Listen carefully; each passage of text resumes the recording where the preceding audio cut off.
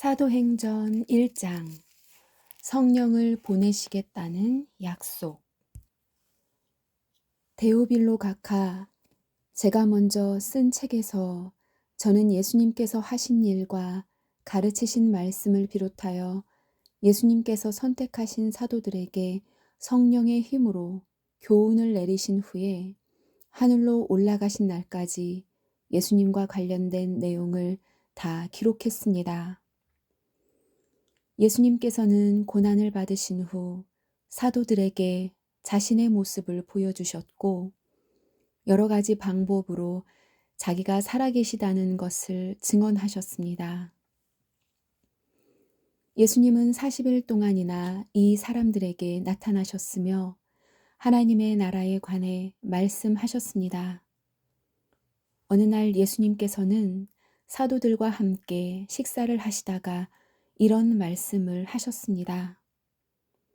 예루살렘을 떠나지 말고 내 아버지께서 약속하신 선물을 기다려라. 이 약속의 내용은 내가 전에 말했고 너희도 들은 것이다. 약속의 내용은 이것이다. 요한은 물로 세례를 주었지만 너희는 얼마 안 있어 성령으로 세례를 받을 것이다. 예수님께서 하늘로 올라가시다. 사도들이 한자리에 모여서 예수님께 물었습니다. 주님께서 이스라엘을 다시 회복시키실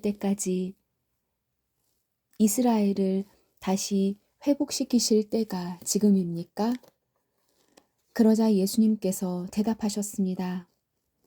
때와 시기는 오직 아버지의 권한으로 정하신 것이니 너희가 알 일이 아니다. 다만 성령이 너희에게 오시면 너희가 권능을 받아 예루살렘과 온 유대와 사마리아와 그리고 땅끝까지 가서 내 증인이 될 것이다. 예수님께서는 이 말씀을 하신 뒤에 그들이 보는 앞에서 하늘로 올라가셨습니다. 그가 올라가시는 모습은 구름에 가려 보이지 않았습니다. 예수님께서 올라가실 때에 그들은 하늘만 쳐다보고 있었습니다. 그런데 갑자기 흰옷을 입은 두 사람이 나타나 그들 곁에 섰습니다. 두 사람은 그들을 향해 갈릴리 사람들이여, 왜 여기 서서 하늘을 쳐다보십니까? 여러분을 떠나 하늘로 올라가신 이 예수님께서는 여러분이 본 그대로 다시 오실 것입니다. 라고 말했습니다. 새 사도가 뽑히다. 그런 뒤에 사도들은 올리브 산을 떠나 예루살렘으로 돌아갔습니다. 올리브 산은 예루살렘에서 가까워 안식일에도 걸어갈 수 있는 거리였습니다. 그들은 예루살렘에 들어와서 그들이 묵고 있던 다락방으로 올라갔습니다. 다락방 안에 모인 사람들은 베드로와 요한, 야고보와 안드레, 빌립과 도마, 바돌로메와 마테, 알페오의 아들 야고보와 열심당원 시몬, 그리고 야고보의 아들 유다였습니다. 이 사람들은 여자들과 예수님의 어머니 마리아와 예수님의 동생들과 함께 꾸준히 한 마음으로 기도하였습니다. 며칠 후 약 120명쯤 되는 신자들이 한자리에 모였습니다. 베드로가 자리에 일어나 말했습니다. 형제 여러분, 성령께서 다윗을 통해 유다에 관해 말씀하신 것 중에 유다가 예수님을 잡아간 사람들의 앞잡이가 될 것이라고 예언한 성경 말씀이 이루어졌습니다. 유다는 우리와 행동을 같이 했던 사람이며 우리처럼 사도직을 맡았던 사람이었습니다. 유다는 의롭지 못한 행동을 한 대가로 받은 돈으로 밭을 샀습니다. 그리고 바로 이 밭에서 거꾸로 떨어져 배가 터지고 창자가 밖으로 나온 채 죽었습니다. 예루살렘에 사는 사람이라면 누구나 이 소문을 들어 알고 있습니다. 그래서 사람들은 이 밭을 자기들 말로 아겔다마라고 부르고 있습니다. 아겔다마란 피의 밭이란 뜻입니다. 시편에 다음과 같이 기록되어 있습니다. 그의 집을 폐허로 만드시고 아무도 그곳에 살지 못하게 하소서. 또 시편 다른 곳에는 다른 사람이 그의 직책을 차지하게 하소서라고 기록되어 있습니다. 그러므로 주 예수님께서 우리와 함께 이곳 저곳을 다니시던 동안 우리와 같이 다녔던 사람 중에 한 사람을 뽑아야 하겠습니다. 뽑힐 사람은 요한이 사람들에게 세례를 주던 때부터 예수님께서 우리를 떠나 하늘로 올라가실 때까지 우리와 함께 있던 사람이어야 합니다. 그 사람은 우리와 함께 예수님의 부활을 증언하는 증인이 될 것입니다. 그러자 사람들은 유수도라고 알려져 있고 바사바라고도 불리는 요셉과 마띠아 두 사람을 추천했습니다.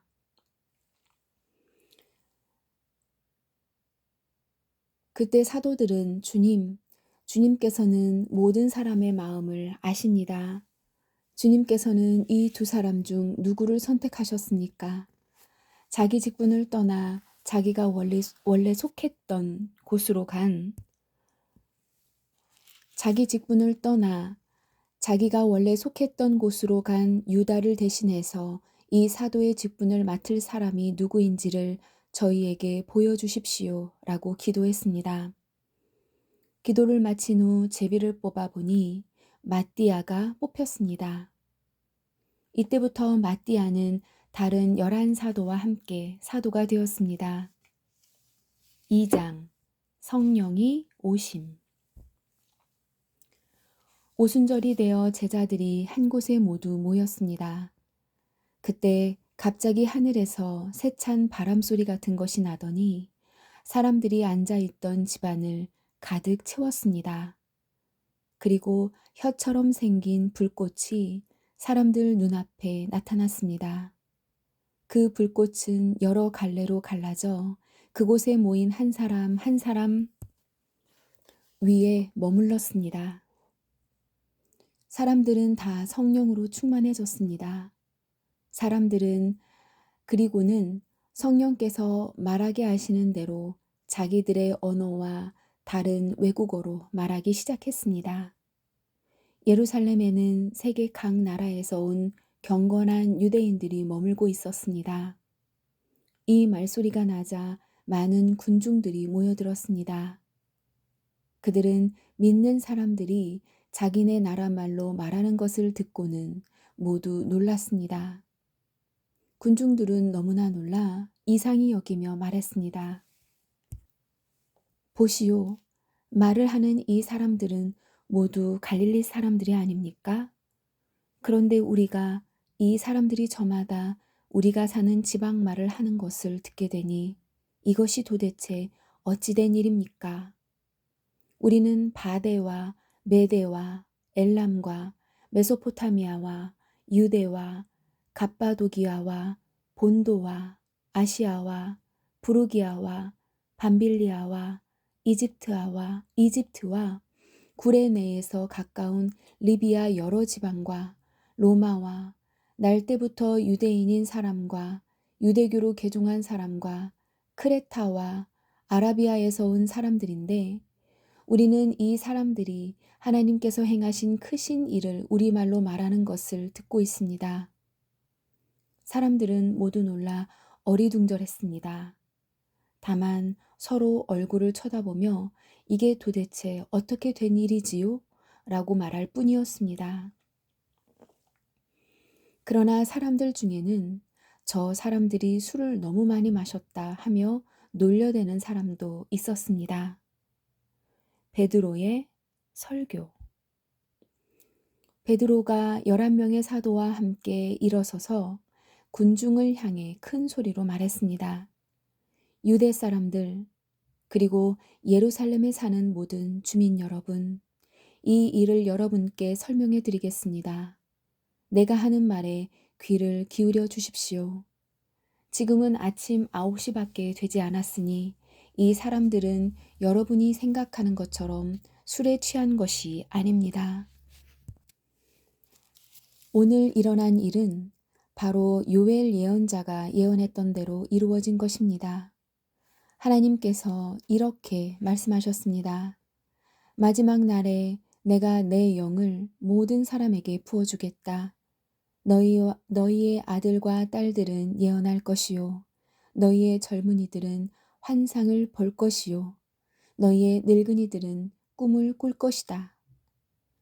그날에 내 남자 종들과 여자 종들에게까지 내 영을 부어주겠다. 그러면 그들은 예언할 것이다. 내가 위로 하늘에서는 기이한 일을, 아래로 땅 위에서는 표적을 보여줄 것이다. 피와 불과 짙은 연기가 일 것이다. 해가 어두워지고 달이 핏빛으로 변할 것이다. 이 일이 일어난 후에 크고 영광스러운 주님의 날이 올 것이다. 그러나 누구든지 주님의 이름을 부르는 사람은 구원을 얻을 것이다. 이스라엘 백성 여러분, 이 말을 명심해서 들으십시오. 나사렛 사람 예수님은 하나님과 같은 권위를 지니신 분이셨습니다. 하나님께서 예수님을 통해 일으키신 기적과 기이한 일과 표적으로 이 사실을 여러분에게 분명히 보여주셨습니다. 그 모든 일은 여러분 가운데서 일어났으며 여러분 모두가 잘 아실 것입니다. 이 예수님은 여러분에게 넘겨졌고 여러분은 악한 사람들의 손을 빌어 예수님을 십자가에 못 박아 죽였습니다. 이 모든 일을 하나님께서는 이전부터 알고 계셨을 뿐만 아니라 여러분이 행한 일도 하나님께서 오래전에 세워놓으신 계획대로 된 것이었습니다. 하나님께서는 예수님을 다시 살리셨습니다. 죽음의 고통에서 그분을 풀어놓으셨습니다. 그것은 죽음이 예수님을 계속 붙잡아 둘 수 없었기 때문입니다. 다윗이 예수님을 가리켜 말한 것이 있습니다. 나는 내 앞에 계신 주님을 항상 뵙습니다. 주님께서 내 오른편에 계심으로 내겐 흔들림이 없습니다. 그러므로 내 마음은 기쁨으로 내 혀는 즐거움으로 가득 차 있습니다. 내 몸도 소망 속에 살 것입니다. 주님께서는 나를 무덤에 내버려 두지 않으시며 주님의 거룩한 분을 썩지 않게 하실 것입니다. 주님께서는 내게 생명의 길을 알려주셨습니다. 주님께서는 나와 함께 계시면서 내게 기쁨을 가득 채우실 것입니다. 형제 여러분, 나는 우리 조상 다윗에 대하여 여러분에게 자신 있게 말씀드릴 수 있습니다. 다윗은 죽어 땅에 묻혔으며 그의 무덤은 오늘날까지 우리 가운데 남아 있습니다. 하나님께서는 다윗에게 그의 자손 가운데 한 사람을 택하여 다윗의 보좌에 앉게 하실 것이라고 맹세하셨습니다. 다윗은 예언자여서 하나님께 맹세로 약속하신 이 내용이 무엇을 가리키는지 잘 알고 있었습니다. 다윗은 이 내용을 미리 알고서 그리스도의 부활에 대해 이렇게 말했습니다. 그분은 무덤에 계속 머물러 있지 않았고 그분의 몸은 썩지 않았다. 이 말씀대로 하나님께서는 예수님을 다시 살리셨습니다. 우리 모두가 이 일의 증인입니다. 하나님께서 예수님을 높은 곳에 올려 하나님 오른편에 앉히사 예수님은 하나님 아버지께서 약속하신 성령을 받아 지금 여러분이 보고 들은 것처럼 우리에게 부어주셨습니다. 다윗은 하늘로 올라가 본 적은 없었지만 이렇게 말했습니다. 하나님께서 내 주님께 말씀하시기를 내 오른편에 앉아 있어라. 내가 네 원수들을 네 발 아래 둘 때까지. 그러므로 모든 이스라엘 백성이 분명히 알아야 할 것이 있습니다. 여러분이 십자가에 못 박은 이 예수님을 하나님께서는 주와 그리스도가 되게 하셨다는 사실입니다. 사람들은 이 말을 듣고 마음이 찔렸습니다. 그래서 베드로와 다른 사도들에게 우리가 어떻게 하면 좋겠습니까? 라고 물었습니다. 베드로는 이렇게 대답했습니다. 회개하고 여러분은 각각 예수 그리스도의 이름으로 세례를 받으십시오. 그러면 여러분의 죄는 용서받을 것이며 성령을 선물로 받게 될 것입니다. 이것은 여러분과 여러분의 자녀뿐만 아니라 먼 곳에 떨어져 사는 사람들, 즉, 주 우리 하나님께서 부르시는 사람들에게 주시는 약속입니다. 베드로는 이 밖에도 다른 여러 말로 그들에게 호소하고 이 악한 세대에서 구원을 받으라고 권하였습니다. 베드로의 설교를 받아들인 사람들은 세례를 받았습니다. 그날 믿은 사람의 수는 3,000명이나 되었습니다. 사람들은 사도들의 가르침을 받으며 서로 교제하고 빵을 나누어 먹고 기도하는 일에 힘썼습니다. 믿는 사람들의 나누는 생활. 사도들을 통해 많은 기적과 표적이 나타났습니다. 그러자 모든 사람들에게 두려운 마음이 생겼습니다. 믿는 사람들은 다 함께 모여 모든 물건을 공동으로 사용하며 살아갔습니다. 그들은 재산과 모든 소유를 팔아서 필요한 사람들에게 나누어 주었습니다. 그들은 날마다 한 마음으로 성전뜰에 모였습니다. 그리고 집집마다 돌아가며 함께 모여 기쁘고 순수한 마음으로 식사를 같이 하였습니다. 그들은 하나님을 찬양하며 모든 사람에게서 칭찬을 받았습니다. 주님께서는 구원받는 사람을 날마다 늘어나게 하셨습니다. 아멘.